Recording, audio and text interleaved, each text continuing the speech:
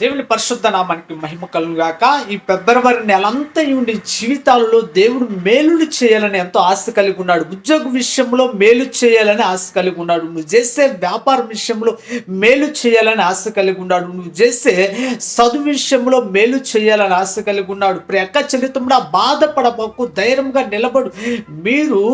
మీకు అనేకమైన మేలులు చేస్తాడు. ఆయన మేలులు చేయటానికే మన కోసమే ఆయన కలవరగిరిలో చనిపోయాడు, సమాధి చేయబడ్డాడు. ప్రియక్క చెల్లితమ్ముడా, దేవుడే ఉండి ఎందుకు చనిపోయాడు ఒకసారి ఆలోచించాలి. ఎందుకంటే మన జీవితాలను మేలుకరంగా మార్చాలని సమస్తము సమకూర్చబడి మీకు మేలు కలుగుటకే జరిగిస్తున్నాడు. ప్రియక్క చెల్లితమ్ముడా, ఆందోళన చెందొద్దు. నీ జీవితంలో మేలులు చేస్తాడు. వివాహం విషయంలో మేలులు చేస్తాడు. ఉద్యోగ విషయంలో మేలులు చేస్తాడు. నువ్వు చేసే వ్యాపార విషయంలో మేలులు చేస్తాడు. మేలులు చేయటానికి ఆయన సమస్తము సమకూర్చి జరిగించుచున్నాడు. అలాంటి కృప ఈ నెలలో నీకు అనేకమైన మేలులు దేవుడి ద్వారా జరిగించును గాక. ఆమేన్.